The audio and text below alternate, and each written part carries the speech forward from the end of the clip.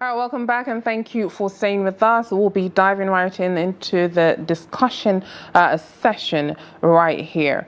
All right, we'll be talking about the issue that has devastated and displaced a lot. For many Nigerians, the sound of rainfall no longer brings relief, it brings fear. From the banks of the Niger River to the floodplains of the northeast, 2025 has seen an unrelenting wave of flood disasters sweep through homes, farmlands, and entire communities. Just this past Sunday in Hauwa Adamu State, heavy flooding devastated neighborhoods, swept away children, and left families clinging to rooftops. Now, several are still missing. Survivors tell of watching helplessly as the water took not just their belongings, but their loved ones, their homes reduced to debris, and their hopes submerged. Now, in Makwa, Niger State, over 500 people died in May after a nearby dam collapsed following days of intense rainfall. More than 600 others remain missing.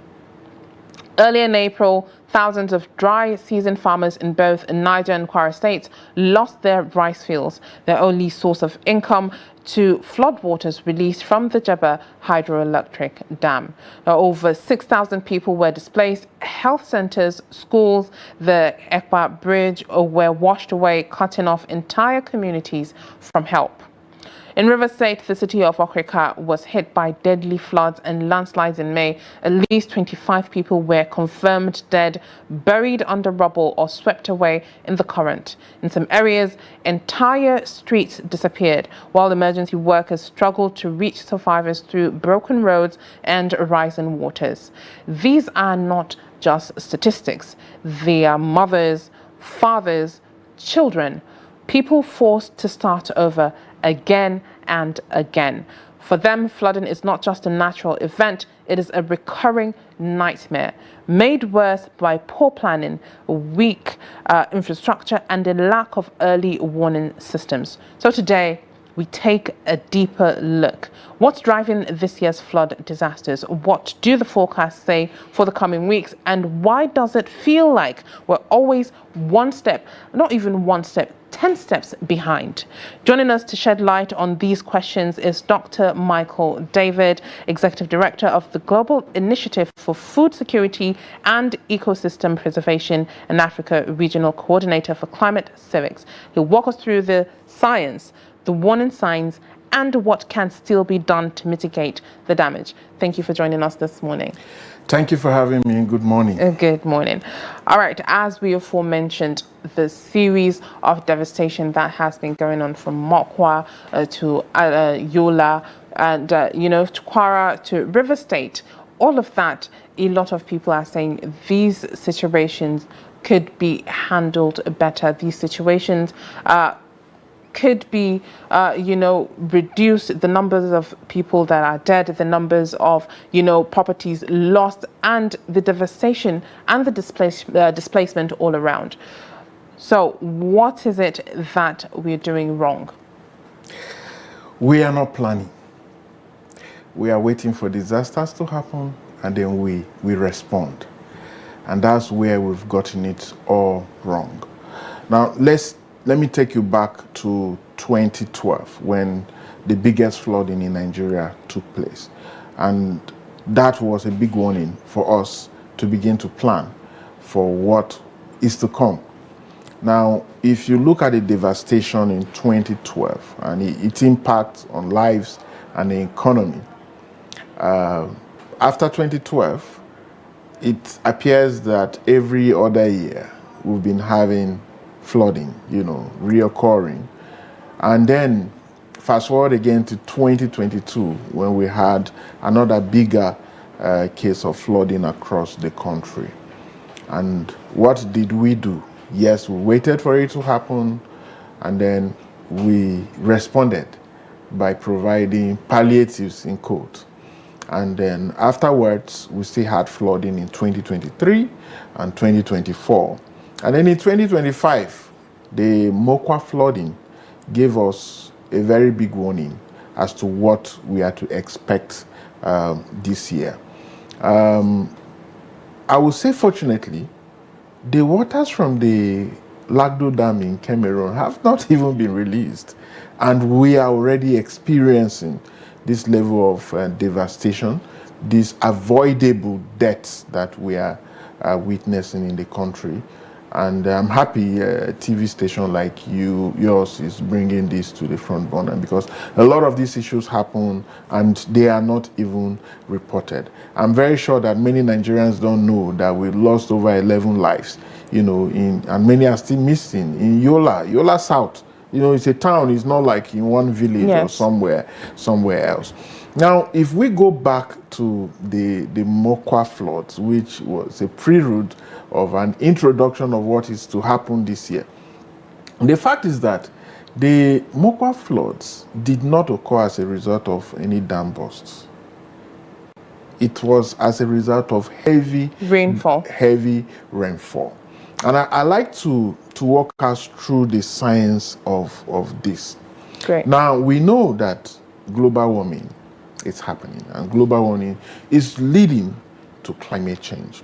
And the basic science, secondary school geography, primary school science, teaches us that when the temperature is high, the rate of evaporation becomes higher. So when evaporation takes place, water is taken from the land, from the ocean, from every other source up into the atmosphere. And then the natural thing is that water should form as rain and come back to us. So what is happening now is that with global warming, yes, the rate of evaporation is very, very high, but then the rate of rainfall, it's not as frequent as it used to be. So what happens is that rains that should ordinarily fall over a month would come down in one day. So, yes. So the consistency has changed. Instead of a spread of rainfall, it comes down in a day, and the damage would be more than what it would be if it was spread across a month. Exactly. I use this explanation of imagine having more than 1,000 swimming pools up in the sky, and they are just up there. And why is it not coming down? Now, the process through which rain falls, the last stage, is called condensation. And with global warming, the atmosphere has the ability to hold more water. And so you have more water up there. And this is also what causes dry spell as well, as many farmers, experience. And so when all of this come down, what you see is flooding, because our infrastructure is not built for this volume of water, and ourselves have also contributed in blocking all the drains by pouring refuse, by building on the floodplains and all of that. And that is exactly what happened in the case of Mokwa in Niger State. All right. Now, yes, and when you see other towns like what is happening in Yola South, for example, you see that it's on the floodplain. The whole of Yola, I know that axis very well, despite the fact that the river Benue passes around there as well. But then you discover that a lot of people, Yola or Adamawa receives, I won't say the highest rainfall in Nigeria, like is very minimal. And then you see what is happening. Now, if we get into August and September, when likely the rains would be heavier. The rains will be heavier, and our friends from Cameroon are most likely to release water from the Lagdo Dam, because that dam has deteriorated over time. It does not have the capacity to hold much water. It was designed to hold like 7 billion cubic meters of water, but right now it can only hold less than 5 billion. So as quick as possible, as it gets filled up, they release it. And where is it going to pass? Through the river Benue all the way to the Niger. Now, many of these towns are already experiencing flooding when some of these waters have not even come. So, but the fact of the matter is that I must commend NIMET that over time they appear to release weather forecast every other day. their risk. But our people, ourselves, are not taking this, as serious as should be. All right, let's get to that. As aforementioned, you said it is something that happens every year. That is something that we are aware of, that there's a possibility it's going to happen, these floodings. It depends on the intensity of the rains, and it depends on, our environment as well. So why is it that from the get-go, as you said, NIMET releases forecasts, right? That is a forewarning of what is expected to happen. Why is it that, first and foremost, the Nigerian government is not proactive when it comes to, measures in making sure that these conditions are reduced when it comes to the devastation? For example, when it comes to having, as you aforementioned, infrastructure that would help in reducing or mitigating those situations. How is the federal government supposed to start, or where is it supposed to start from, to make sure that not as much lives are lost, or not at all are lost, the property as well are not lost, and people are not displaced as well? Yes, the impact has to be reduced. But I think that some of these responsibilities should be borne by the state government. This thing occurs in the state. It is when it's over their capacity that the federal government should come in. So you have NIMET at the federal level releasing this warning, giving these warnings. Early this year, warnings were released that over 31 states are at risk of flooding this year. Absolutely. And so it's already happening. And it means there was no preparation. There was no form of, mitigating measures. Everyone is looking at the federal government. But I think largely that it should be the responsibility of the states. I mean, every state in this country has the State Emergency Management Agency. Absolutely. All the states also have ministries of environment. But sometimes we tend to look at the federal all the time. And for me, I feel that it is the responsibility of the state. It is not the federal government that should ask people to clean their drainages, for example. What is the responsibility of the state ministry of environment and all that? Now, the federal government also releases ecological funds to states. And that's where we will call on the federal government. What happens to these funds? Where is the accountability and transparency for how these funds are spent and what they are spent for? So you will see again that it is the responsibilities of the states who release these funds. And so if the states are not taking measures, as it happened, it is citizens of Adamawa State that have died. It happened in Niger, it is citizens of Nigeria. Yes, their origin is Adamawa, and the first respondent will be the state, even before the federal. And it's so sad that when these things happen, as small as it is, they're already calling on the federal government. And then our NEMA, they are very good at distributing relief materials, mattresses, move people to primary schools and stop children from going to schools, and all. So I think that the states need to really wake up. I'm not excusing the federal government, but I think that it is more of the responsibility of the state. I say often that the rains are here. The farmers are happy, but they are not smiling. Why are they not smiling? Their farmlands are at risk. When the flooding happens, it is our food security that is hit, that is impacted. And these farmers, have no form of support. Little support from here and there. Some even borrow money, to engage in farming. And then the floods come and wipes out everything.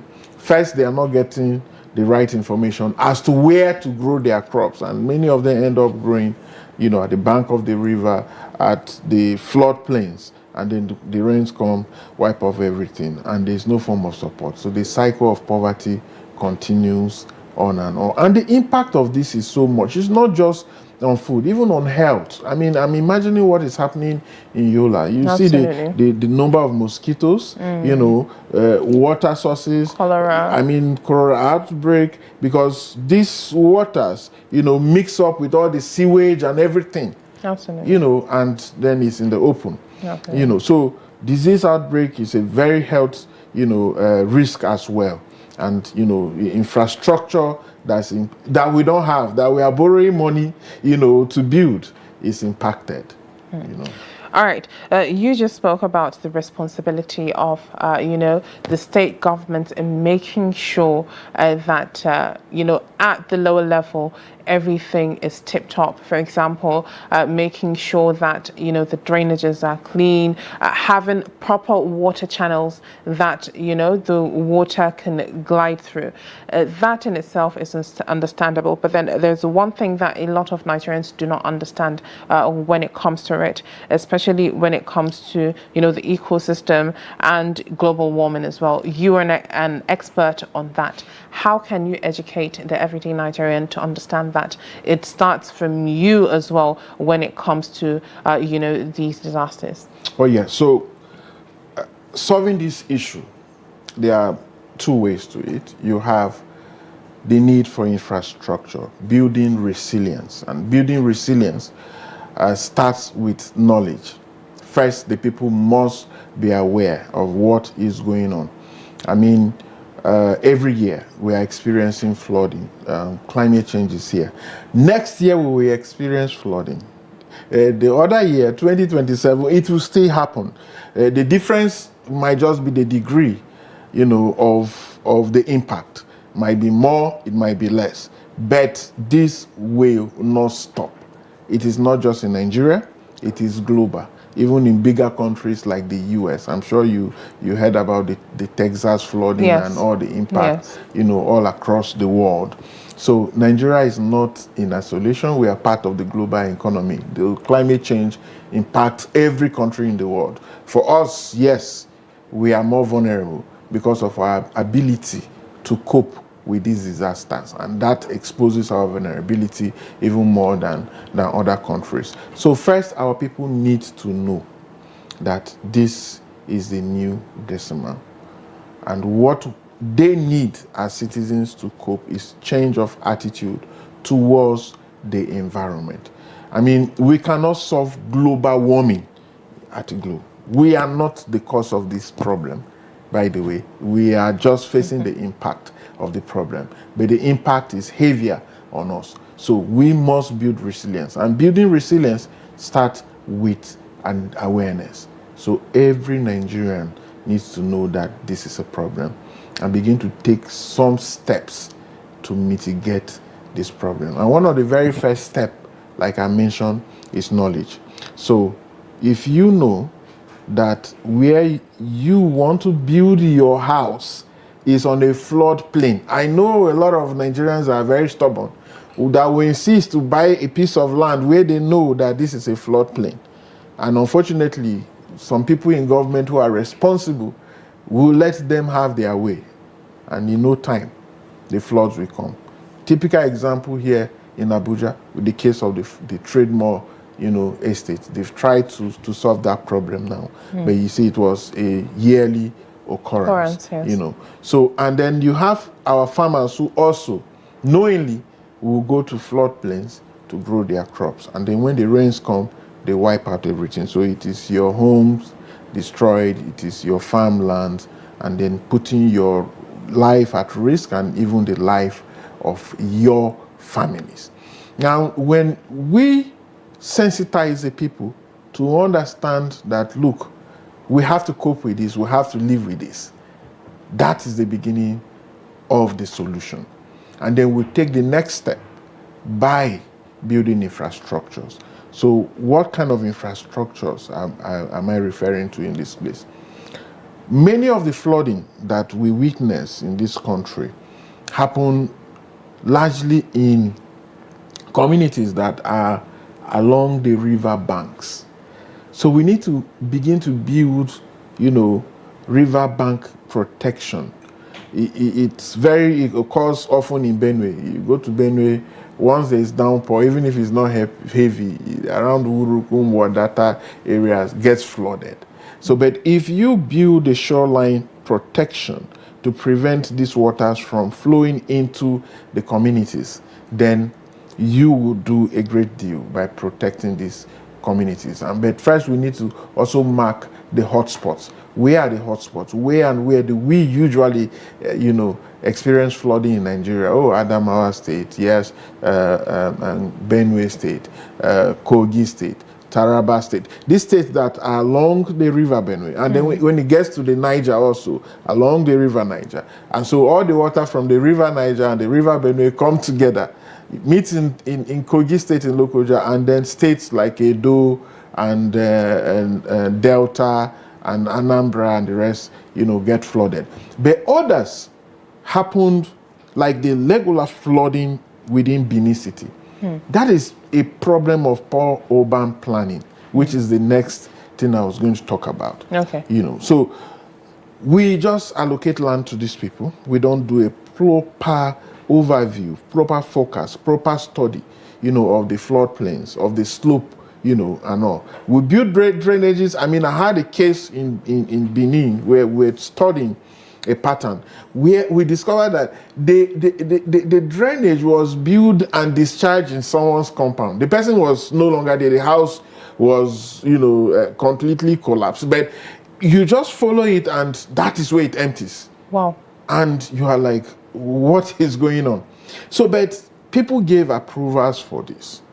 So, Absolutely. So we must ensure that our urban planning, and every state has a department of urban planning, So generally, we call land use planning. So this also includes farmlands. This also includes infrastructures and all. So if this place is supposed to be a floodplain, the best that can happen there should be a proper drainage system that is built, that is capable of evacuating all the flood waters, Now, let me just quickly touch on the science again as we go further. So when rain falls, naturally, the water goes into the soil. And then some of it infiltrates. And when the soil, when it exceeds the inflow, exceeds the infiltration capacity, then you have runoff. Now, one of the things that we have done over the years, you see people build houses, there's no green area completely. Everywhere is concrete. So all the roofs for the that rain we to have, infiltrate, for the rain to infiltrate. So all the roofs that we have, all the concrete that we have, just collects water. The water no longer infiltrates into the soil, and then it overflows to the drainages. So imagine the number of roofs around, imagine the number of concrete around, you will see that the drainages have less capacity to take the volume of water that comes. So in short, the urbanization is causing, a stint in the ecosystem and that cycle in itself as well. Absolutely. Absolutely. So when you look at the roads, for example, when it rains, like the last 2 days in Abuja, we saw what has happened. You drive around the street, you see that even though there is drainages that we provided, you will see water here and there. They're not enough. They are not enough because with some of these roads, ordinarily, you still see some green areas on top of the road. But in some cases, all of these are interlocked as well, and then water cannot infiltrate into the soil. Everything runs over. Our catchment areas are bigger. So take example, the Jabi Lake in Abuja. When it was built in the past, you will see that it was much bigger, right? Now it's kind of shrinking. Why? We are all the refuse, all the water bottles, all the PET bottles, all this. I would actually want to get to that. All of that flow into the Absolutely. lake. So how does improper refuse disposal, correlate with the floodings as well, especially when it comes to how you spoke about, Edo, lack of proper water channels? How does that play in as well, so that we can, know our responsibility when it comes to proper refuse disposal, and the government as well, state government and federal, Yes. that level? So let me also still use Abuja as a case study. So apart from the central area within AMAC, where else do you see the Abuja Environmental Protection Agency trucks, taking refuse? In most of the satellite towns, you have these scavengers who help people to dispose of waste. The question is, where? Where do they dispose it? Just go along that river in Kubwa and see, as you get to Phase 3, that bridge is a dumping ground for refuse. And so many others. People have turned our rivers, our channels to refuse dumps. And the question is why? In most cases, like Abuja, most of the satellite towns, most of the estates, even developed before the city comes. So there's no plan for refuse dump anywhere, but there must be refuse. In every home, refuse will be generated on a daily basis. Absolutely. So the question is, where do they go? They end up in the drainages. And that's why I always say that citizens must take responsibility as well. Now, we won't just sit and blame the government, because when the floods come, it's its impact. So the question is, where do you dump your refuse? Is it in the drainage system? That when the realtors come, you should take it. So the question is, take it to where? So it ends up within the environment and cause problem for others downstream. Absolutely. And that is what nearly all the state government need to take proper care. In Lagos, you have this, just imagine a city of 25 million people, and everyone is generating, even if it's 1 kg of waste every day. You can imagine the quantity of waste generated. Now, waste, we say, is wealth. If it's properly managed, if it's properly utilized. I don't think for us in Abuja, we are doing that. And in many other cities within the country. The scavengers, as we call them, they are making big business from recycling, from picking and recycling. It is actually a very big business. One of the things that we need to do is to formalize it. It has to be formalized. Otherwise, where it's creating employment in the very informal sector. I mean, when you move around and you see truckloads of people, of trucks carrying, plastic bottles and carrying metals, moving for them to be recycled. Do we have a proper record or data of it? I don't think so. So imagine if they are not doing that, and all of that It's ends still there. within Absolutely. the drainages, then it creates more problem. All right. So quickly before we go, with these recent devastations, as we spoke about in Yola, in Niger State, from now on, it's already happened. We've seen it. A lot of people are suffering through it. It has now happened. So what is next? What can be done to, reduce that devastation, and then look forward in the coming years as well, or next year? What should be done? So the people who are impacted, NEMA and other state emergency agencies need to quickly reach out to them and take care of their immediate needs. They are Nigerians. They are not expected to be suffering in a country of plenty for no fault of theirs. They've lost lives and livelihoods. They must be well taken care of. As we go further, the state needs to take responsibility for what happens within their state and invest in disaster risk reduction. The seasonal rainfall prediction that is given by NIMET at Abuja should be downscaled properly to hotspots in areas where we are likely to have, flooding. Now, between now and the next season, is it possible to relocate some people from where they are and provide proper shelter for them? I know some of these places are people's ancestral homes. They don't want to move. But at this stage, we don't have a choice than to move because climate change is here. These issues will not go away. We have to deal with it. All right. Thank you so much for, analyzing the whole situation with the floods and, ways to mitigate it and looking forward to the future. Thank you so much, Dr. Michael David, for joining us this morning. Thank you so much for having me. Thank you, Trust. All right. That is great. All right, that is all we have for this segment. Make sure you stay with us. We'll be going on a short break. When we come back, we'll be looking at our national dailies and what made it to the front page. We'll be right back.